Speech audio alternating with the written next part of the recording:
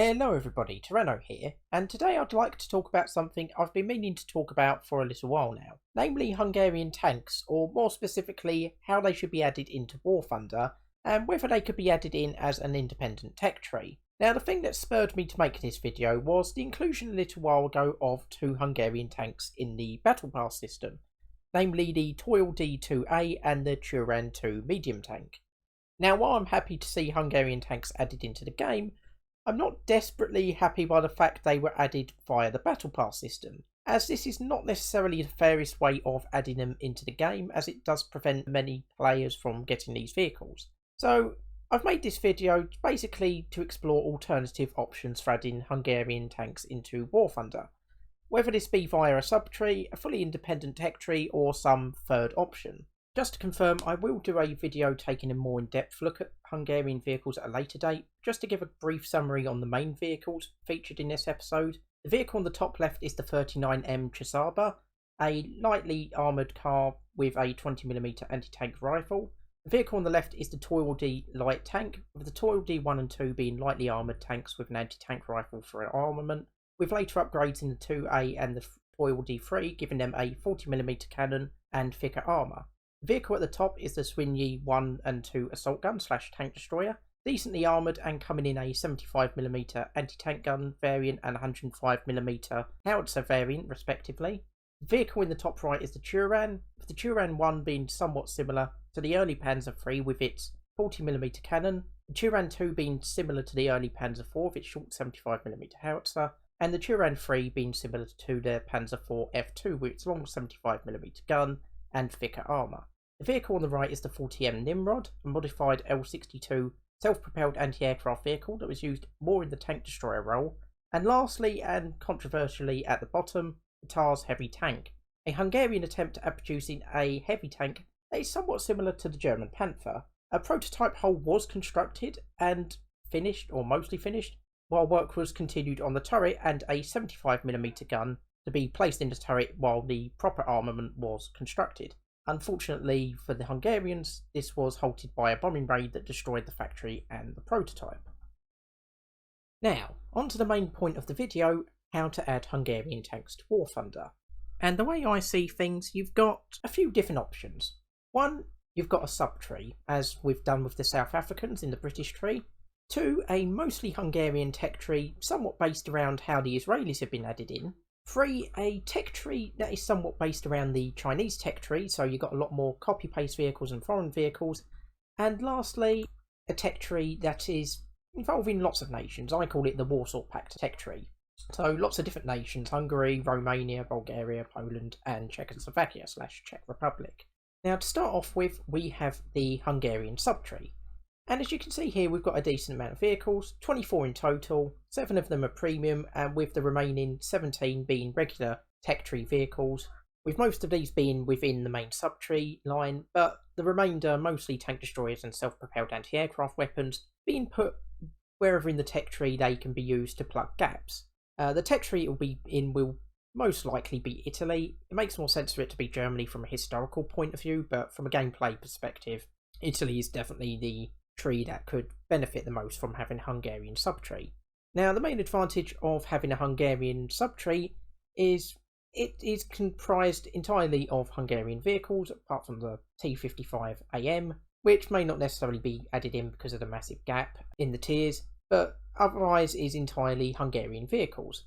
So at the very least, Hungary should be able to be represented by a subtree. In fact, I think there's more vehicles here than in the South African subtree. So it's more than deserved that Hungary should be getting, at the very least, its own subtree. Now, if we were to try and push for an independent tech tree for Hungary, as I've already mentioned, there are two options. You've got a bare bones Hungarian only tech tree, kind of reminiscent to what the Israelis have, but sort of inverted, so representing Hungary very strongly in the first 3 tiers. And the second option is a tech tree more akin to the Chinese, so again inverted, lots of Hungarian vehicles in the beginning and then gradually replacing them with copy paste / foreign vehicles as you get into the higher tiers. Now we'll start off looking at the sort of Hungarian only Israeli variant of the tech tree. And as you can see here, you can make a tech tree, especially in the first few tiers. We've got 31 vehicles in total, 24 of them regular, 7 of them premium, and 19 of them are Hungarian, so majority are Hungarian vehicles. Now the main problem with this tech tree should be apparent immediately, with it abruptly ending at tier 3/4. Unfortunately, there just aren't that many post-World War II Hungarian produced or designed vehicles, so an almost entirely Hungarian tech tree is unlikely to work, in my opinion. Which leads on to the second option, a Chinese-style tech tree utilising more foreign vehicles. Now, straight away, this looks to be a much better tech tree, with all of the tiers being filled out, and with a total of 46 vehicles, 38 regular and 8 premium. However, we only have 21 Hungarian vehicles, or just over half of the total tech tree vehicles, and this would actually be less, around, well, 19 if we don't count the 44M TARS variants. However, for the most part, this is a fully functional tech tree, with a good mix of Hungarian, Soviet and German vehicles. Ultimately, I think people's opinion on the feasibility of this tech tree are going to come down to their opinions on foreign/copy-paste vehicles. If you don't mind them, then you'd probably consider this to be a good tech tree. If you're against them, then you're probably not going to like this tech tree. But either way, I think this is probably the best option for Hungary to be added as an independent tech tree. And I think it could be done. Whether it will be done, I'm not sure. But I think this would definitely be the best way of doing it. And I think that this does show that it is feasible to add Hungary as an independent tech tree. Now, the last tech tree I've been looking at is what I call the Warsaw Pact tech tree.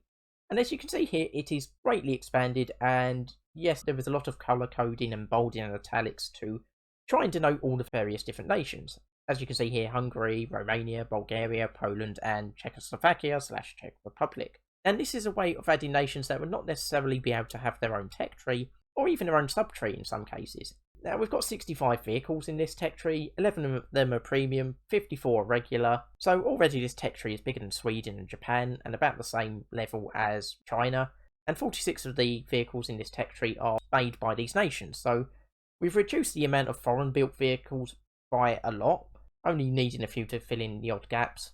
And as you can see here, we've got 19 Hungarian vehicles, so same as we had before. We've got 9 Romanian, which again probably could have its own sub-tree, but just showing it here for completeness. And we've got Bulgaria, which only has 3 tanks or vehicles, so probably wouldn't even warrant its own sub-tree. So again, this would be a good way of showing it off in the game.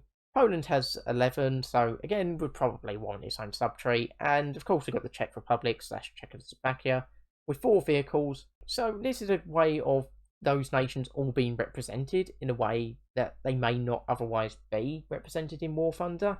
And of course this may not be a complete list. There's probably some vehicles I've missed off or have not included for various reasons. But again, I don't think Gaijin would go for this, but I just thought I'd show off this tech tree and see what people's opinions were on it.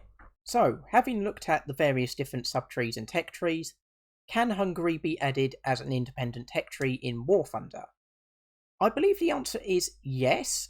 Whether Gaijin would actually go for it, I'm not entirely sure, but I think Hungary could just about be added as an independent tech tree. I don't think any other nations after Hungary would be feasible, and honestly I can see the argument saying Hungary should be a sub-tree. Either way, I think definitely Hungary should be added into War Thunder sooner rather than later. I think it's got the best chance out of a lot of nations of being added, having a large amount of vehicles and a large variety of vehicles. However, I do have a slight worry that Gaijin might not add Hungary into War Thunder as a sub-tree or as a tech tree.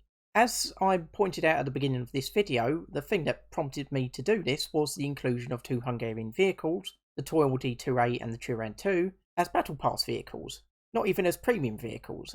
And I'm somewhat worried Gaijin might try and just split the Hungarian vehicles up and just release them piecemeal. I really hope that's not their plan, but I am slightly worried considering they've already done this with 2 Hungarian vehicles, quite important Hungarian vehicles. Hopefully I'm proved wrong, we'll get an announcement sooner rather than later saying Hungary is to be added into War Thunder, but only time will tell with regards to that.